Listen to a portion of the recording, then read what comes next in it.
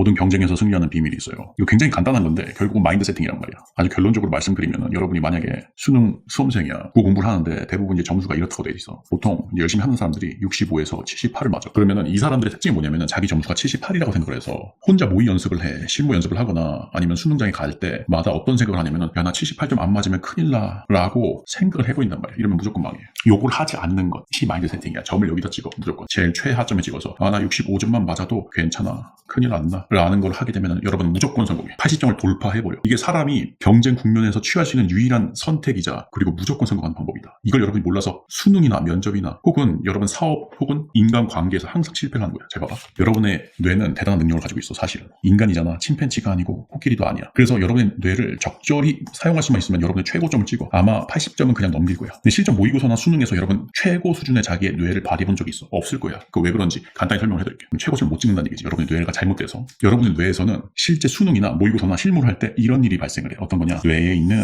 뇌 앞부분에 있는 편도체란 부분이 엄청나게 활성화가 돼. 이러면 망해. 핵심은 뭐냐면 편도체가 활성화되지 않도록 만들어주는 거거든. 자, 편도체는 어떤 역할을 하느냐? 편도체는 공포를 느끼고 그리고 그걸 통해서 도피를 하게 해주는 거야. 혹은 투쟁, 싸우게 해주는 거야. 어떻지? 굉장히 짐승이 잘하는 거지. 편도체가 활성화되는 순간 우리의 뇌는 원시적인 짐승의 뇌로 돌변을 해서 우리 수능 국어나 수능 수학에서 발휘할 수 있는 인간 고유의 수준 높은 기능을 발휘하지 못하게 하는 거야. 그래서 여러분 그런 거 많이 느껴본 적 있잖아. 모의고사나 실전 모의고사 연습을 하거나 수능에 갔을 때 내 몸이 말을 안 듣고 내 머리가 돌아가지 않는 느낌. 이게 이제 사실은 단순히 공부에만 연관되는 게 아니고 말을 하거나 다른 사람이랑 인간관계를 형성하는 데서도 뚝딱거린다고 하잖아. 이상한 짓을 하는데 상당히 연관이 돼. 이게 원래 편도체가 활성화돼서 공포를 느끼고 도피, 투쟁 반응이 일어나는 것은 사람한테 굉장히 좋은데 그런데 이게 수능 국어에는 엄청나게 쓸모가 없고 여러분이 80점을 넘길 수 있는 사람이 65점까지 떨어지는 거의 유일한 엄청난 이유가 되는 거야. 자, 이렇게 봐봐 다시. 아까 여러분이 예를 들어서 9월 모의고사 수능을 볼 때 혹은 혼자 실무를 볼 때 원래 어떻게 했어? 나 이번에 78점 내 점수인데 이거 안 맞으면 안 되는데 라고 생각을 하고 들어갔지. 여기다 점을 찍었지. 그런데 여러분의 뇌 밑에 있는 잠재식들은 알고 있어. 나는 뽀록이 터져야 78점을 맞는 사람이라고 이미 알고 있는 거야. 속일 수가 없어 자기 자신을. 그래서 엄청난 공포 반응이 일어나.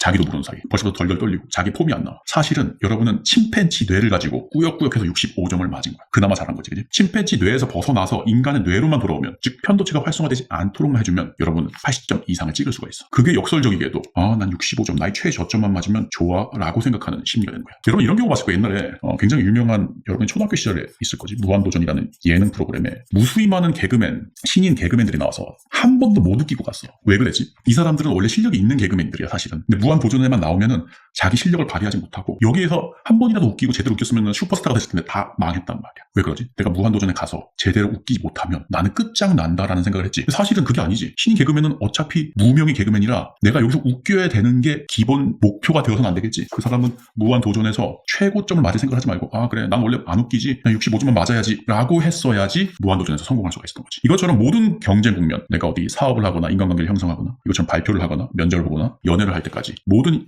사람의 경쟁 국면에서 나의 최저점을 마인드 세팅의 기본 지점으로 찍는 것이 너무나 중요한 것이다. 사실 이거 하나만 알고 있으면은 여러분이 오늘의 공부, 오늘의 실무, 그리고 내일의 실무, 한 달 후에 10월 모의고사, 수능까지 계속 성공을 하고 그 이후에 대학교에서도 모든 인간관계와 기업 면접까지 다 성공을 하게 되는 비밀이 되는 거예요. 이것만 여러분이 이번 수능에 한번 제대로 한번 지켜보세요. 그래서 자기가 이번 수능 때까지 내가 이 마인드 세팅, 최저점을 찍어도 괜찮다라는 마인드 세팅으로 모든 것을 대항을 연습하다 보면은 자기가 이전에 가지지 못했던 경쟁력을 가질 수 있을 겁니다. 멈춰있던 내 심장이 다시 뛰게 된 거야.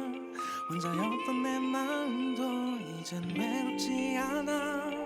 신기한 일이야. 널 보면 볼수록 미라클 있었네.